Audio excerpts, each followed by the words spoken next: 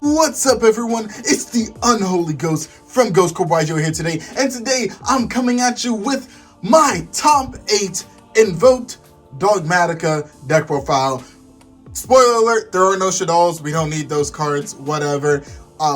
We went 3-2 today at our regionals, so we ended up losing to Bird Up. We ended up losing to Drytron.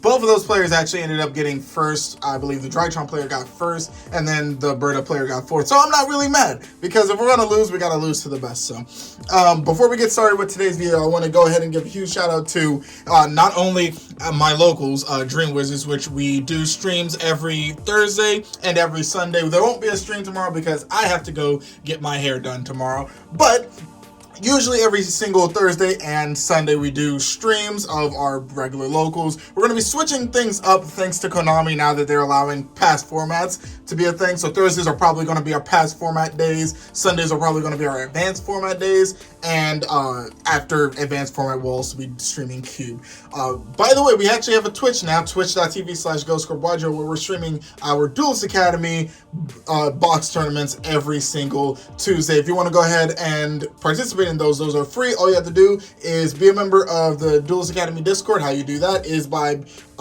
going on their Patreon, which links to all their links are in the description below, and signing up for their Patreon. They have all the list of different tiers that you can go ahead and join there. Personally, I went for the Pro League candidate because I'm not going to pay to, learn how to be better at Yu-Gi-Oh! I'm going to get the best training possible. So again, also shout out to my coach Ryan. Shout out to Diaz, Rihan. We have a couple of his videos here on the channel, so you want to go ahead and check those out. And shout out to Morgan, shout out to Kevin, both the OCG Kevin and TCG Kevin. If you know me, you get that joke. And shout outs to Javi for basically teaching me how to play this deck a lot better than I once was. And the final shout out is to Shu. If you're watching this, I mean, I doubt you are, but if you're watching this, shout out to you, my favorite person, or at least my favorite deck doctor in Duelist Academy. It's very fun in there, and I hope you die in a fire, by the way. So, and your NPC method definitely helped me do a lot better today. So, again, big shout out to you. If you want to know about the NPC method, make sure you hit the links to Duelist Academy in the description below. And without further ado, let's go ahead and get started. So first up, we're playing the 3 Alistair, because it's an Alistair deck. We're playing gold rares because we're playing gold rares. I mean, what are you going to do? Get mad at me, bro? Then for the Dogma package, we're playing 3 Ecclesia, 2 Fleur, 1 Maximus, and 1 Ashion. So basically, Ashion is just an extra body. It also helps you with recovery. A lot of people choose not to play it. I'm also playing 50 cards in this deck, so I can kind of fiddle around with space a lot better. Ecclesia is really good. It's at worst another body, and it puts pressure on your opponent sometimes to be having to out that, because if they don't and you have a Fleur in hand, it kind of is just a lot right there. The Dogma cards usually don't get hand trapped anymore because they're hand trapping so much on the invoked portion. If they don't, then you just establish the Macabre and negate it anyway, so it's whatever. We also play 2 Magician Souls. It's the draw power. I mean, you gotta play. Sometimes you actually have so many spells in this deck, so many cards in this deck that you just need to get rid of, including in the side deck, by the way, that you just go ahead and you send them with souls. It also can get cards out of your deck that you can add back with Ashion, so you can indirectly add them to hand without, like, if you're under draw, you can potentially do that. They're also just bodies to be able to normal summon and get into the extra deck, basically. On to hand traps. So we're playing 2 Nib, we're playing 2 Droll, and we're playing 2 Ash. Honestly, this is pretty much correct. These are all crossout targets. Funny enough, Nib is also just a good card right now. There's times where I've had to cross out a Nib. Not today, but there are times where I've had to cross out a Nib because I just went full, like I was going to kill them. So I held the cross out for the Nibs. And just playing 2 of each is actually completely fine. You do want to see them, but you really don't, because like some matchups they're bad, sometimes they're good. Like you do want to see them, but you kind of just don't want to like open nothing but hand traps, because if you don't open a starter, you're dead. Yeah, you're dead. Doesn't matter if you stop your opponent, you're dead. So you need the gas. Onto Suppose, we're playing the 3 Meltdown and 2 Invocation. This is 50 cards. We're not playing banish cards from the deck, so only 2 Invocation is needed. They always like stop the Meltdown. It always baits out the DPE. A true Invoke player always has Invocation in hand. If your name's Marco, you actually definitely know that. Sorry, Marco. That's a joke that you'll see in a future video that I'll be posting sometime next week. So yeah. Next up, we have 3 Super Poly. It's a fusion deck. I mean, I'm going to play Super Poly. Super Poly is my true right hand. I used to say Maju was my right hand, but Super Poly it's my favorite card to see. If I see that, I'm pretty comfortable in the fact that I'm probably winning that game. Next up, we're playing the 3 Dear Servant. If they limit this, I don't really care. It's whatever. I mean, you either see it or you don't. Sometimes you see it and it gets negated. I mean, cool, whatever. Like, it's a really good card. Don't get me wrong. I love the card, but if it's at 1, I mean, I don't really care. 3 Pot of Prosperity. I'm not gonna lie to you. I hated this card all day. I really did. I don't think picking from your extra deck is good at all. I sometimes just think picking from your deck is good because there's so many more resources you can afford to lose from your deck that you can't from your extra. Grind your estates. There's a solution to how we did the prosperity build. Like, if we weren't playing a specific card in our extra, we would not be playing prosperities. We'd probably be playing something else. It helps you dig, but at the same time, not being able to draw after is kind of sucks. And I prefer to draw cards than like add them directly, because drawing leads to potential opening of plays, especially drawing 2, not drawing 1, but like it opens up your plays to be able to do a lot more than just seeing that 1 card. Yes, that 1 card can be your starter, but also get drolled on prosperity, cry, you know. Get drolled on desires, you at least have 2 cards. So, anyways, then we play the 3 Droplet. We play the 3 Chalice. Honestly, the only other card I was missing today was Imperm, because well, actually, we'll explain in a second. We play the Crossouts. We only play 2 Crossout because you don't want to see 3 ever. And 1 is just, why would you play this? As far as that, I missed it because Imperm on the Alistair, you could. There's so many hands where I had the Crossout in hand, and it was kind of just dead because they weren't playing the Chalice, and that's unfortunate, but it happens. Or at least they didn't activate the Chalice, which is fair. But that's more of a, that just happened today. I guess a lot of people were in Imperm recently, so I'm going to have to adjust for that.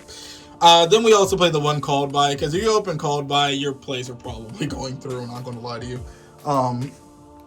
We play the 2 Cosmic because we're not losing the Mystic Mine, we're not losing the IO to game 1, like, no. Any back row? No. I'm sorry, no. Those can be cited out anytime, but whatever. We're playing 2 Talents. If they hand trap you, which they will, you can just kind of hit them with the Talents. There's a lot of cards that play around Talents very well. There's a lot of cards that don't. So, honestly, 2 is fine. I don't think this set 3 is good. It honestly could be a side option, but if you haven't noticed, we're also blinding second. So, there's that. And speaking of blinding second, we're playing the 1 copy of Monster Reborn. Monster Reborn, honestly, breaking a Sword Soul board is so fun, and then having the Monster Reborn to just go ahead and revive the Baron and put pressure on your opponent, or reviving their DPE, doesn't matter what deck it is. Yeah, reviving their DPE is already a lot. Why play the cards that are oppressive if I can just play the card that grabs it, you know what I'm saying? And what, are they going to DD Crow? Not how that works. Speaking of going second, we're playing the 3 Evenly in the main. I know, Rihan, you're probably like, no, what are you doing? But again, I'm blinding second, so if I can stick an Evenly or bait out a negate from like a Baron or something, and then like establish a board, I can usually apply that pressure that's needed to at least, if not just keep me in the game, at least, you know, put actual pressure on the board, put actual presence. And then, of course, we're playing the one punishment because punishment, it's good. We don't want to play more than that because we honestly don't want to see that. We were playing a bigger Dogma engine when we were playing the Pot of Desires version of this deck, but we're not playing that version anymore, so it's whatever. Alright, so next up, for the extra deck, we have the Invoke package first. We're playing Double Macabre. This is primarily because I'm on Prosperity, but also there's been a lot more times where Double Macabre has come up. Playing the one Agoides, typically that's when the Double Macabre comes up because you need another light target, basically. We're playing the one Raijin, we're playing the one Purgatrio. You're playing Ash and Droll, so like, I'm pretty sure these are good options, you know what I'm saying? Then, of course, you're playing the Secure Gardener package because it's, in this version, at least the better version. They can sometimes lock you out of it, but like, I guess then you just use it for Prosperity and you don't really care, you know? Onto the Dogma stuff, the punishment, the Maximus targets. Playing the double Entis, the one Titaniclad, the one Omega, the one Prima Donna, and the one Chimera Flasia. So, to explain, we're only playing 6 cards for it, but that's already a lot. I don't usually even end up using all of them in one match. It depends on how the match is going. These two are for your grind game, pretty much. This can just continuously add back stuff. So you can essentially loop this to put this back in and then send this back to the grave. Yeah, so these two keep going back and forth, and then you can keep looping those cards back to your extra deck, so you never really run out. The Entis is Entis. The Titaniclad is just really good, and Chimera Flasia is because Super Poly is a thing. You can also, if someone leaves a Verte and a DP on board, or a Verte and Dragoon, let's assume that they're playing that too. You can kind of just suck that up, and that's about it. You know what I'm saying? But if they destroy the Verte, then it just becomes a punishment target, basically, so it's whatever.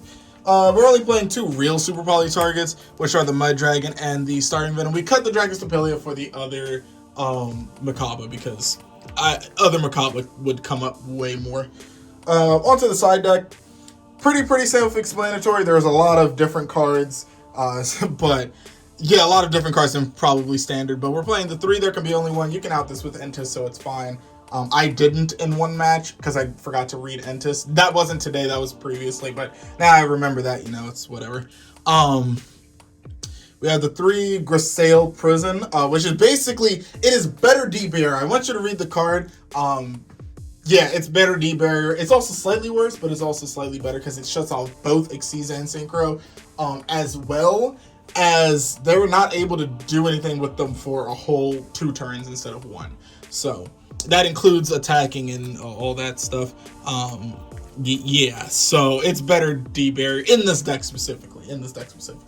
We're playing the 3 Masquerade Strict, because if I play Drytron or I play Flunderies, yeah, you're not playing. Just let me stick that in, you're not playing. Next up, we're playing the 1 Io. So I know. Why are you playing Io with so many spells? Well, you go against Striker, you kind of just win. You go against anything that's playing IO, and they know you're playing the invoked stuff, you know, yada, yada, yada. Then you're going to want to put this IO in. Why? Because you're playing Crossout. So Crossout becomes effectively a Cosmic, and once you've established a board, your spells don't really matter as much. Believe me, like, they really don't. So, being able to just go ahead and put an oppressive card. IO is definitely coming out soon, because I'm 90% sure that's getting hit, so I wouldn't even, I wouldn't worry about it. It was the Harpies Feather Duster, but Harpies wasn't as good. We're playing the 1 Red Reboot and the 1 Pink. These are just broken going second cards. There's a reason they're at 1. Next up, and last but not least, we have the 3 Artifact Lancia. Artifact Lancia, it just shuts down the Flunder deck, which is highly irritating to deal with, and it shuts down a lot of other decks. And if I played any Grim Marshu players, you did something against them too. But that is it for today's video. Thank you for watching. If you like this video, go ahead and smash that like button. Consider hitting that subscribe button, tapping the notification bell so you never miss a new video. Quickly, let me just go over my matches real quick. Round 1, I played against Bird Up. He ended up getting 4th place. Round 2, I had a bye, which was, I'll take that, I guess. Round 3, I ended up going against, that was not my Drytron match that, we'll come back to round 3. Round 4 was my Drytron match, round 5, round 3 was my Sword Soul match, there we go. And round 5 was, Thunder Dragon combo deck. Yeah, I just had the Drolls for that, basically. The 2 Drolls I play in the deck, I saw both of them. I'm like, okay, cool. But yeah. Again, if you like this video, go ahead and smash that like button, consider hitting that subscribe button, tap the notification bell so you never miss a new video. Make sure you're stopping in for our streams. We stream every Tuesday, Thursday, and Sunday. Make sure you're following us on Twitch, twitch.tv/GhostCorpYGO. And subscribe to our OnlyFans because we just sent out mystery boxes to all of our OnlyFans. And the people who are signed up for the OnlyFans, they're going to get a pretty good mystery box this time around. So I would suggest probably doing that sooner rather than later, getting in as early as you possibly can. But again, hit that notification bell. This has been the Unholy Ghost from Ghost Corp coming at you with my top 8 Invoked Dogma build. Thank you for watching.